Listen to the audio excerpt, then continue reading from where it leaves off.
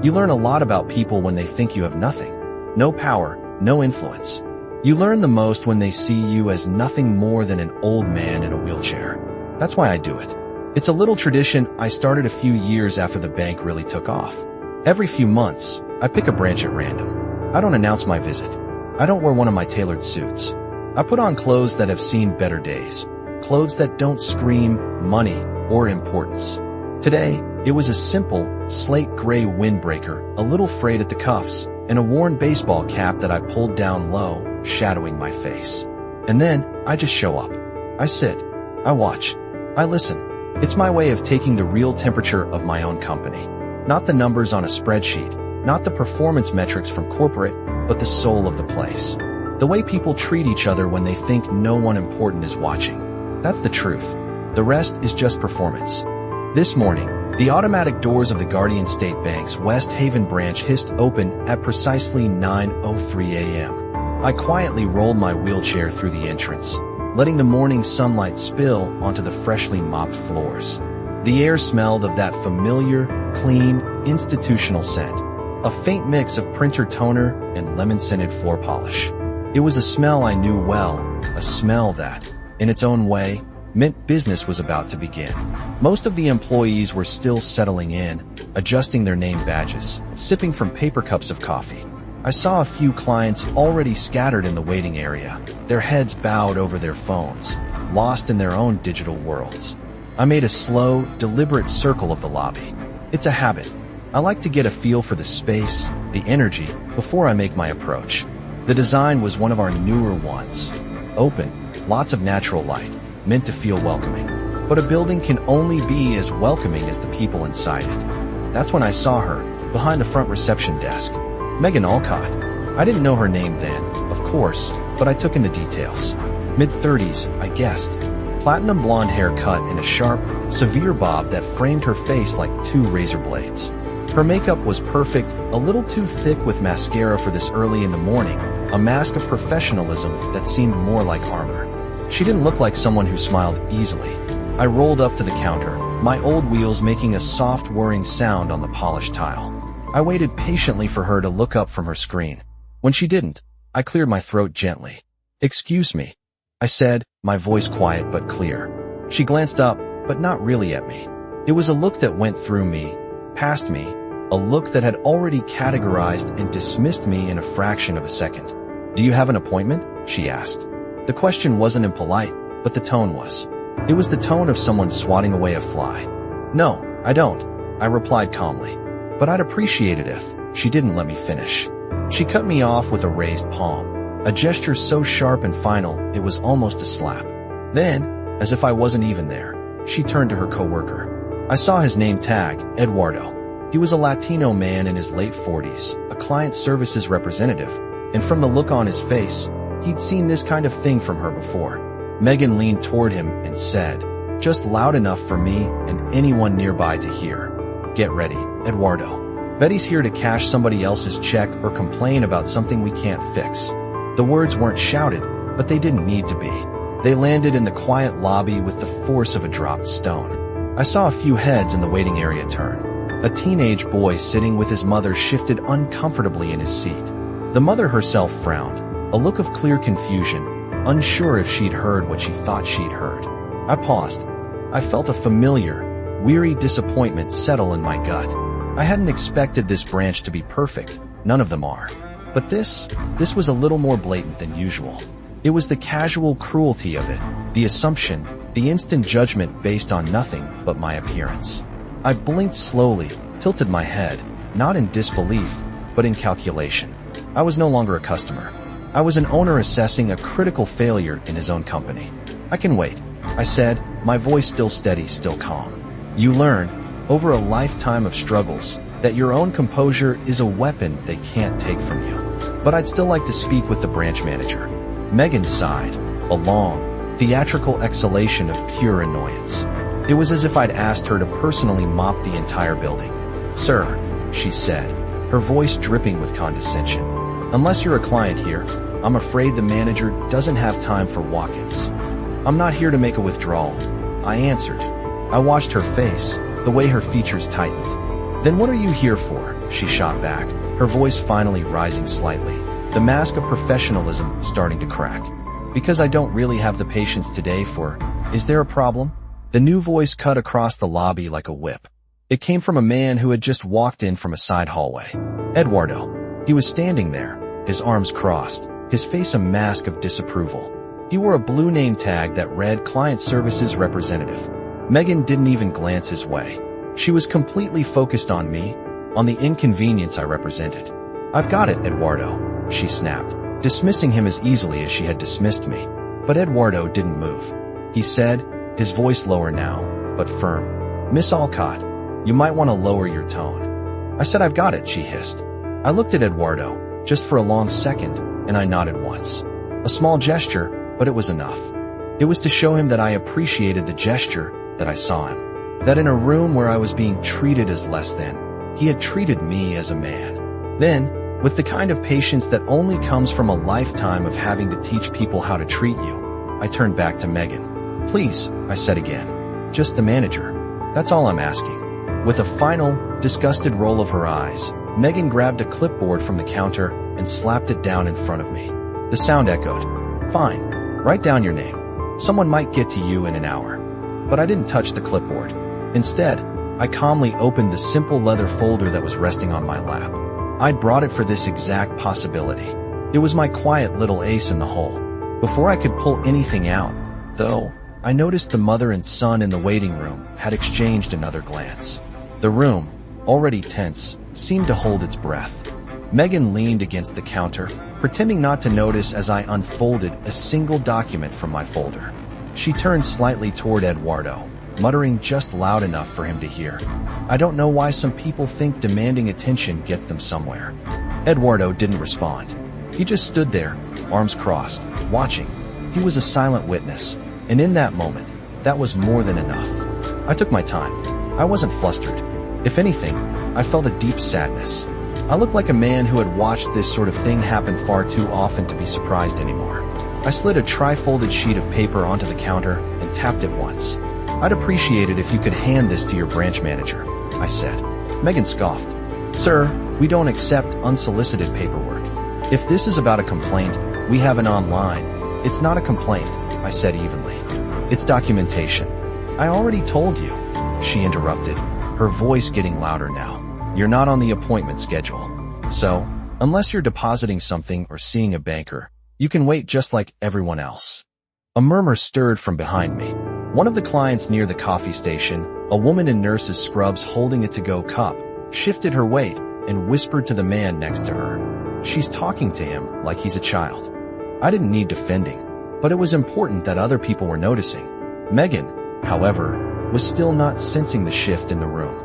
She shoved the paper aside with a perfectly manicured fingernail and gave me a tight, cold smile that didn't reach her eyes.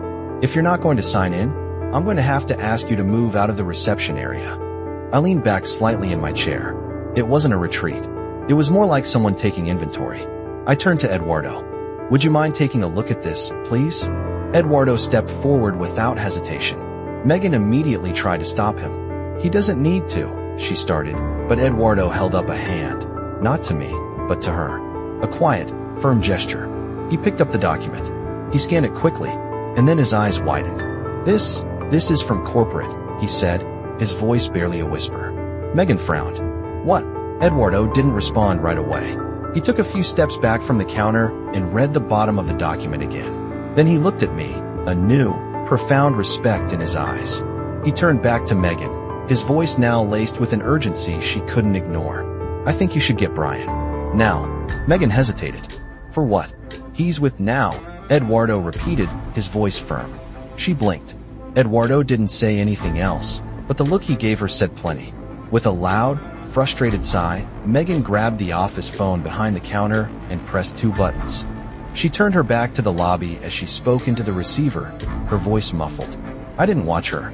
I was looking around the room. The other clients were no longer pretending not to listen. Some were watching openly now. One older man in a flannel jacket gave me a small, conspiratorial nod. Another woman clutched her purse tighter, but her eyes never left the drama at the counter. From the corner, the teenager who'd come with his mother had pulled out his phone. He wasn't recording, I could see that. He was just texting, but his eyes never left me. Then they flickered to Megan, then back to me. Then Megan hung up. "He'll be out when he can," she muttered, stepping away from the desk like she wanted to disassociate from the entire situation. I glanced at Eduardo again. "Thank you," I said. Eduardo gave a slight nod. "We don't get many visits from corporate. I didn't recognize you, sir." "That's the idea," I replied. And now, for the first time, Megan really heard me. Her head whipped around. "Corporate?" she repeated. Her tone was flatter now, cautious. You work for Guardian State?" I didn't answer. Instead, I turned to face the lobby again, resting my hands lightly on the wheels of my chair. My posture was still calm, but there was something about the way I looked at the floor, like I was waiting for something to snap into place. But Megan hadn't pieced it all together yet, and her mistake was thinking she still had control of the room. The hallway door swung open, and Brian Covington, the branch manager, stepped out. He was a tall man in his early 50s, built like a former college linebacker, with neatly combed hair that had just begun to surrender to streaks of gray.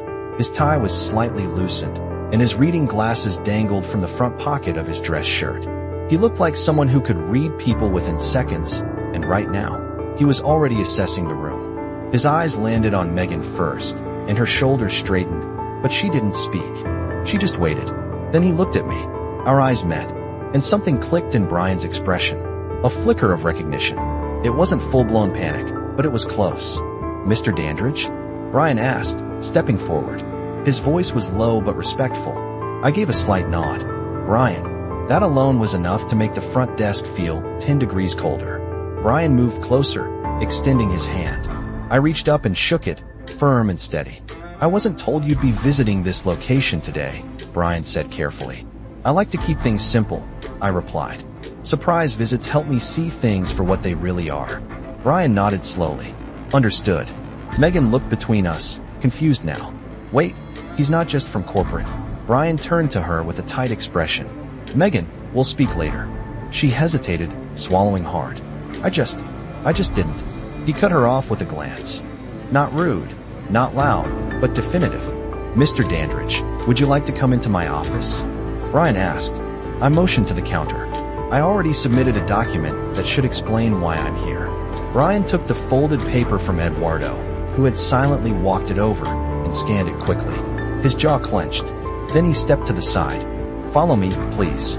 I nodded and turned my chair toward the hallway, but I paused midway and looked back at Megan. "I assume you have cameras in this branch?"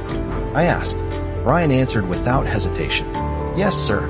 6-point coverage, synced to the internal server." "Good," I said. "I'd like to review this morning's footage before we continue." Brian's face tightened. "Absolutely." Megan stepped forward now, her voice cracking. "Mr. Dandridge, I didn't mean anything. I just didn't know." I studied her. Not cruelly, not angrily, just directly. "You meant exactly what you said. That's the problem." She stared at him, as if hoping to find even the tiniest crack of mercy in his face.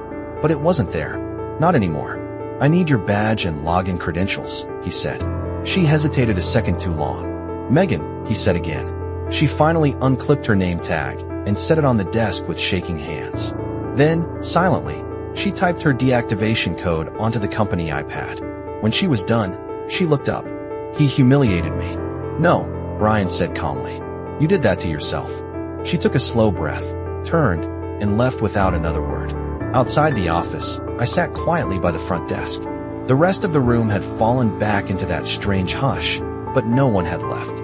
The second Megan appeared, badge gone, her coat folded over her arm, the room shifted. Not with cheers, not even with gasps, just recognition. She didn't look at anyone as she walked out. Didn't speak. Didn't meet a single eye. The door clicked shut behind her. I looked up at Brian. "All done?" I asked. Brian gave a single nod. "Then I'd like to speak to the team," I said. Brian looked toward the staff lounge. "I'll bring them in."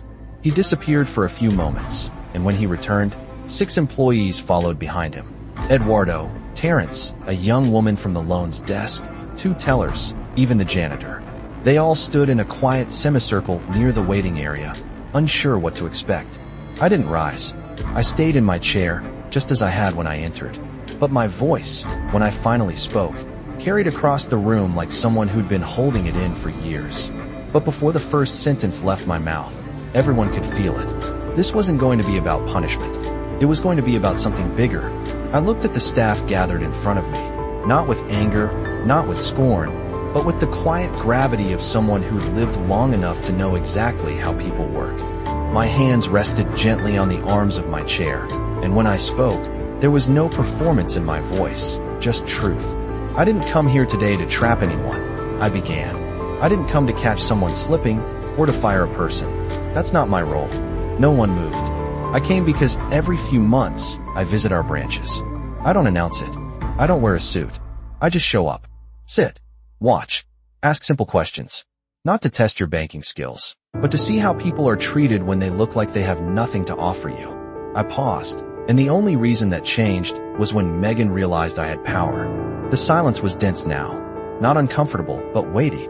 The kind that made every person think about what they'd do if it had been them behind the desk. I've spent most of my adult life being underestimated, dismissed, looked past. I said, my voice still calm. And that's fine. I don't need attention. I've built my life quietly, without needing validation. I turned slightly to look at Terrence, the young teller who had tried to intervene. But you saw something wasn't right. And you pressed record. You didn't say a word, but you knew it mattered. That takes something. Terrence looked stunned. I didn't know what else to do. That's okay, I said. You didn't need to fix it. You just needed to acknowledge it. And you did. Then I looked at Eduardo. You spoke up. Not to protect me, but because it was the right thing to do. That means more than you know. Eduardo nodded, a little overwhelmed. Honestly, I thought I'd get written up. I gave a faint smile. Maybe in another bank. Not this one. I turned back to the group. Some of you said nothing. I understand. It's hard. When someone above you is doing wrong, most people freeze. But I want you to remember something. I leaned forward slightly, my voice a little firmer. The way you treat a person when you think they can't help you, that's the version of yourself the world remembers. No one blinked. You don't have to be perfect. You don't have to save the day. But you do have to try. Every time someone walks through that door, they're trusting you with more than money. They're trusting you not to humiliate them, not to reduce them. Judith, the woman who had made the call to corporate, still standing near the side, quietly wiped a tear from her eye. I took a breath. Megan lost her job today. Not because of me. Because she exposed something in herself that shouldn't exist in a place built on trust. I looked around one more time. This branch can be better. You can set the tone. You can create a place where no one questions if they belong. That choice isn't mine. It's yours. Brian stepped forward, clearing his throat. I think we all needed to hear that, sir. I nodded slowly. Then let's hope you take it with you. I started to will myself back toward the front doors. No applause followed, no grand gestures. Just the quiet hum of people processing what they'd just witnessed. But as I reached the lobby entrance, something unexpected happened. Someone stepped forward, quietly, respectfully, to speak. Not as an employee or a client, but as a person. The person who stepped forward was the janitor, Clarence Duval, 65 years old, slow-moving, and always in early, before the staff even punched in. Most barely noticed him unless he was pushing a mop or emptying bins. But I did. Clarence nodded once. Sir, I just want to say thank you for how you handled this. I turned slightly in my chair. And what's your name? Clarence. Clarence Duval. I gave a quiet smile. Pleasure to meet you, Clarence. Clarence looked down, then back up. Been working in this branch since they opened. 30 years, maybe more. I've seen people come and go. I've seen people promoted who didn't know how to look others in the eye. He didn't say Megan's name. He didn't have to. Clarence's voice wavered a bit. I've cleaned up after folks who thought they were too good to say hello. That kind of thing stays with a man. I nodded slowly. Respect doesn't come from a title. No, sir, Clarence replied. It sure doesn't. This story wasn't just about a man in a wheelchair or a rude employee. It was a story about perception and what happens when people reveal who they really are. In a world where kindness often takes a back seat to status, I reminded everyone that day that real power doesn't walk into a room demanding recognition. It watches. It listens. And when the moment calls for it, it teaches. If this story made you feel something, share it. If it made you reflect, sit with that. And if it made you realize how you treat people matters more than anything on your resume, then do something about it. Subscribe for more true-to-life stories that make us pause, think, and maybe, just maybe, grow a little better.